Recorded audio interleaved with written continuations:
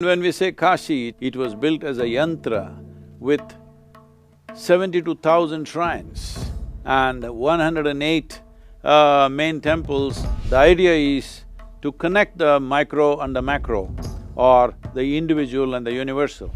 We must not only be proud of it, we must preserve it. I bow down to the man for bowing down to those ladies and those hard-working men.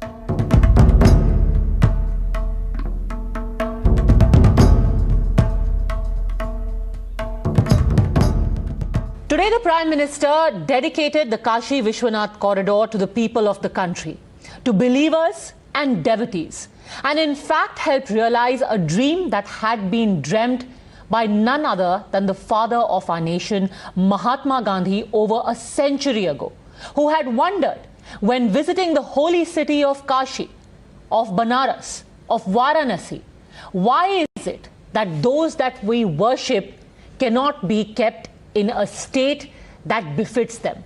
Why can't we accord our deities the glory that we deserve? Today, Varanasi and Mahadev was restored in the glory that they deserve. The politics aside, what is the significance? Why is this important for us as a country and a culture? Joining us now on the News Hour agenda, Sadhguru Jaggi Vasudev. Thank you very much, Sadhguru, for having spoken to us. To begin with, as a Shiv Bhakt yourself, what are your thoughts today?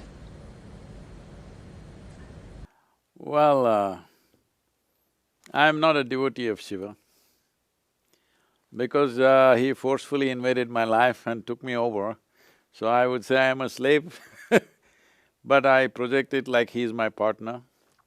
But actually a slave, because every step and turn in my life has been guided that way. And I say he's my sleeping partner because he does nothing, I do all the work, but everything is his this is my life So, what is my thoughts about Kashi? It's very important. The time has come in the world where the world has to move away from divisive dogmas and philosophies and ideologies.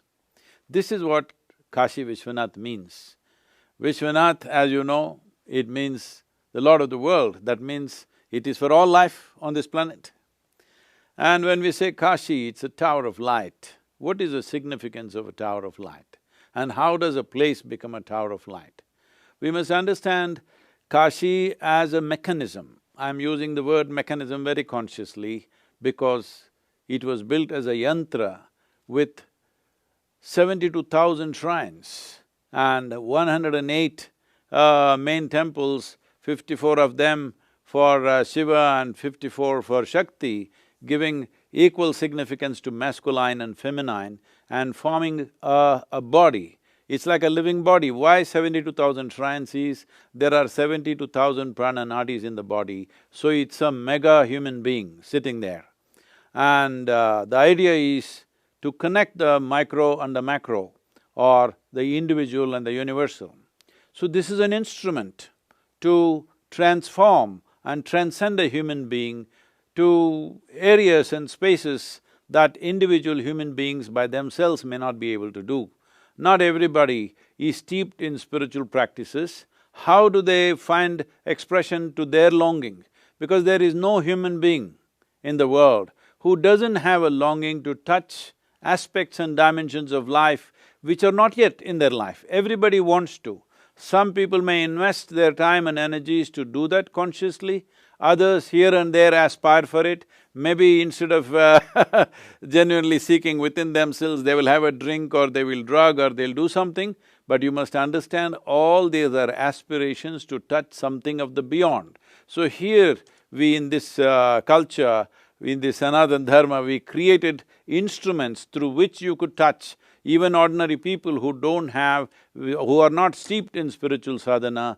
They can also have an opportunity to transcend and transform their way of being. If not in their early life, at least towards the end of their life, they must go to Kashi to do this. There have been many attempts like this in the country, there are many places like this, but Kashi is a very, very daring project. A few thousand years ago, The size and the complexity and the sophistication of what it is truly incredible.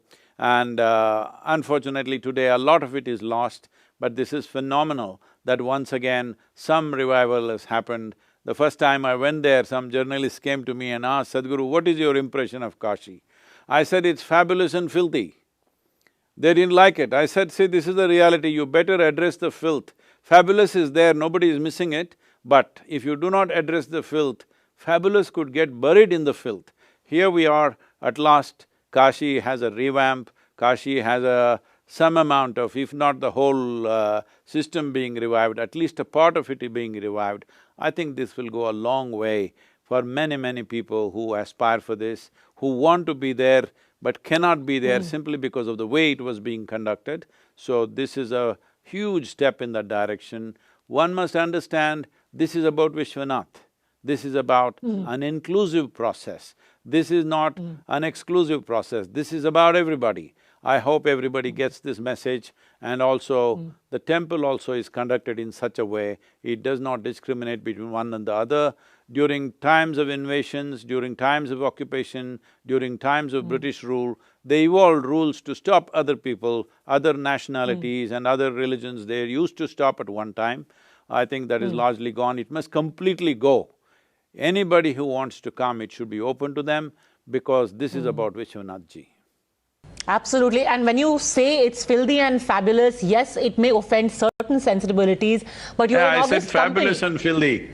But you're an august company there, Sadhguru, because it was the father of our nation who over a century ago said that when people come visit us from across the world and they look at Kashi, what will they think if this is how we keep our deities? But why did it take so long? Was it the Orientalism, or that you sort of glamorize squalor? Why did it take so long to rejuvenate something that was apparent to everyone? See, it's not that we romanticize our squalor, not at all. I think it's because since pre-independence there has been a thing, but particularly post-independence, we are being shy of our culture, because we want to project ourselves like we are westernized and everything, because if you have to be modern, you have to be westernized. It's only now in the last 5–10 years that there is a resurgence that you can be proud of your culture, you can be proud of who you are. This has come back fortunately in common people. It's a very positive thing, because no nation will move forward in a big way if they're ashamed of being who they are. So I think that was a significant part, and apart from that, without political will, that could have never happened. Fortunately, it's come together now, and it's great. It doesn't matter what is the history, there's a painful history behind Kashi. We can forget that and look forward to how Kashi can be a glorious thing, because Kashi, well, Mark Twain went on to say it's more ancient than the legends. And when people had not thought of Rome, there was Kashi. When Athens had not really manifested in human mind, there was Kashi. When the phenomena of Egypt had not happened, there was Kashi. So Kashi is the most ancient living city on the planet, and India as a nation, we must not only be proud of it, we must preserve it and nurture it in such a way that it will draw people. Kashi, as a single force, can handle nearly 50% of India's, tourism as such. I must tell you this, when I happened to be in one of the large hotels there near Kashi, in the hotel, everybody, everywhere, they were only projecting that place as a destination for Saranath, that is the Gautam Buddha's first place where he taught.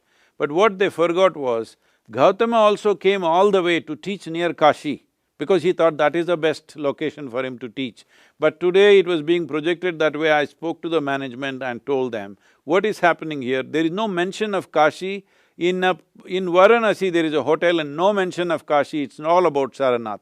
They said, no, all our clients are from Japan and other Buddhist countries, nobody else comes. So essentially it had become, this I'm talking about 12–15 years ago, essentially it had become that only very common people, village people, rural people will come to Kashi, the elite will never come to Kashi because of the conditions that were there, and only the Buddhist tourists were coming to go to Saranath.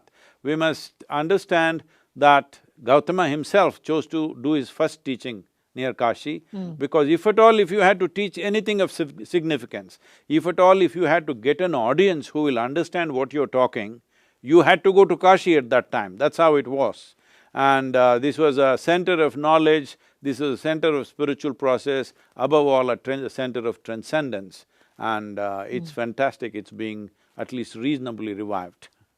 Would it be an overstatement to say that India could just be on the brink, Sadhguru, of a cultural renaissance, where we finally get to acknowledge ourselves as a culture and a civilization and be proud of it? I would say India is on the… in a cusp where if we do a few right things in the next few years, we could be a cultural renaissance for the entire world, because for the first time, we have an younger generation who want everything to be logically correct. They are not willing to take dogmatic teachings, philosophies which have no relevance. They want to live here well, they don't want to go to heaven. This has become a strong movement everywhere in the world. I'm traveling across the world, I see everywhere, in every university that I go, they are fascinated by what we have to offer, because this is one culture which thought through every aspect of life. This is one culture which explored human mechanism like no culture ever explored. I'm not saying this with the pride of being Indian, which I am, but I am not saying it with that. I've looked very closely at various cultures around the world. Nowhere else has anybody looked at human mechanism and the possibilities of being human with as much profoundness and detail as this culture has. I think if we present it properly, it is the future of the world. Many people also look at it as a secular state aligning itself with a religion.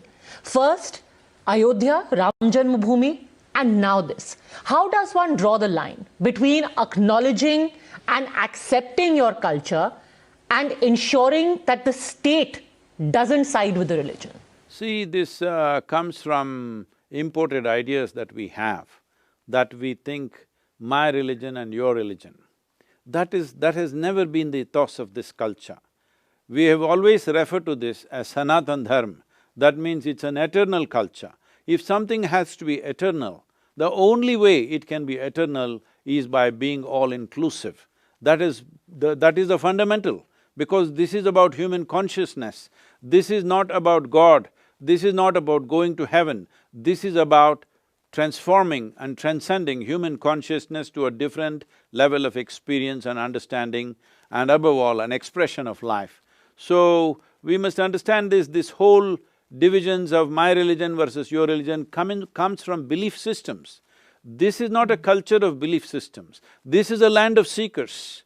Here, I do not know is the basis of our existence, because we identify with what we do not know, because what we know, how much ever we know, is just a speck in the universe, but what we do not know is boundless. So we always identified with what we do not know, and we were always seekers, we were not believers. This is the fundamental difference between dogmatic religious processes and spiritual process, that one believes something that they do not know, another understands that he does not know and seeks to know.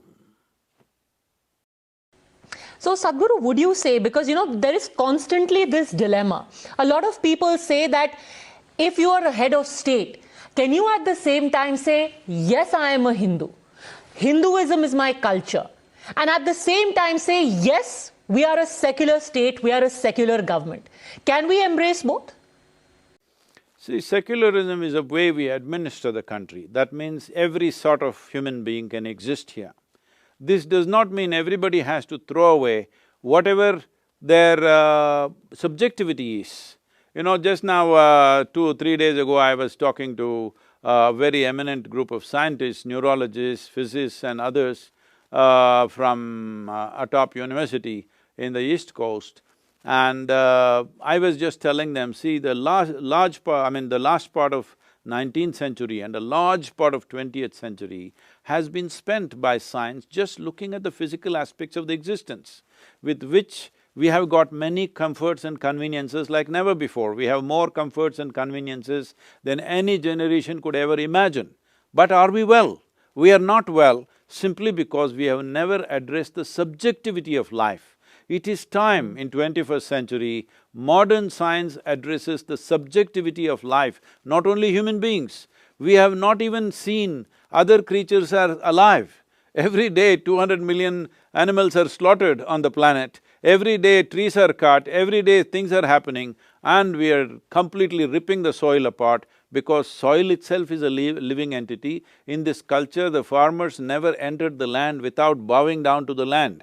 Without bowing down to the soil, he never stepped on it because we address the subjectivity. It is only by addressing the subjectivity, by exploring the subjectivity, life will be really good, that human beings will experience life in its fullness and in its richness. Otherwise, we have everything and we have nothing. We have become the most destructive species on the planet because we have addressed only the physical part of life. We have not taken charge of the subjectivity. This is very, very important. How we treat each other is essentially lack of subjectivity. We do not even understand the other human being is as alive as me. Forget about trees, animals, soil, completely forgotten those things, but most human beings do not understand. If you have a different skin color, I don't think you're a human being. If you're a different gender, I don't think you're a human being, because we have not addressed subjectivity. It is time the scientific focus also move towards subjective explorations, and this is what Kashi represents, this is what this culture represents. I think this is the future of the world, but we need to present it properly. And that's exactly what's being done in Kashi right now. The presentation has improved. Nobody can improve Kashi. It is only the present dispensation is improving the presentation of Kashi, and that is wonderful.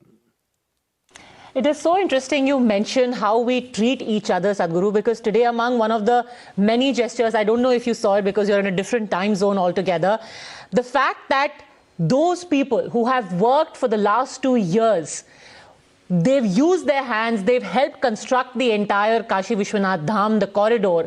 The Prime Minister made it a point to go out of his way to honor them as karma yogis and dine with them. Just that gesture ties in with what you were saying about this representing not just a religion, but a culture and a way of being. Would you think? Yes, see, this has been the way. If you go to, especially in southern India, because northern India has lost most of its temples like that. In southern India, we have magnificent temples which are engineering marvels by themselves. You will feel proud of being human. How did they build these temples a few thousand years ago? The kind of engineering that it takes, the precision that it takes. So, at any time, nobody put their name on it. No architect has signed his name on the temple, this is designed by me. In culture, we know who designed it, but he never put his name. So as a part of respect, the kings instituted him and a few people around him, like faceless people, as deities. Actually a small temple for him and all the workers who worked for the temple. This has been our culture. Unfortunately, monuments have been built like this, that once the monument was built, their hands were cut off, their fingers were cut off so that they don't go and build anywhere else. That has been the culture that came from elsewhere, but this is very important, and I bow down to the man for bowing down to those ladies and those hardworking men who are out there, because it is they who build a nation, really. And the cultures which have come from abroad, that's the final question I want to ask you, because that's always been the elephant in the room and always something that we tiptoe around. The fact today that when the corridor was being dedicated to the devotees, the Prime Minister stood there and said that there were terrorists who came and they tried to destroy us, but every time there is an Aurangzeb, this country made sure that there was a Shivaji. Will we ever make peace with a history that we have tried to either deny or whitewash? See, by denial we will not transform. It is very important we do not identify the present generations of other communities with historically what people did here. It's very important because we need to understand our investment should be for the next generation, how to transform. The unborn child, how will they live in this country and in this world? That should be our focus. Well, terrible things have happened to our forefathers. We can't fix that, nobody can fix the past. But we don't have to forget the past, because if you forget the past, you may go into the same pit once again. So we must understand, we should not connect present generations of people with previous generations of what do you call them, aggressors of the past. It's very important that invaders and today's generations should not be connected. All Indians should look at how we can focus on future generations. The unborn child is our responsibility. We may not see their faces right now. How we keep the land, how we keep this nation, how we keep the world for future generations is a clear statement of what kind of human beings we are. And hopefully the unborn child will also grow up confident in the knowledge of what his or her culture is. Pleasure as always, Sadhguru, speaking to you. Thank you very much for joining me, and I hope to see you soon in Kashi. Yes, we will. Thank you very much. Namaskar.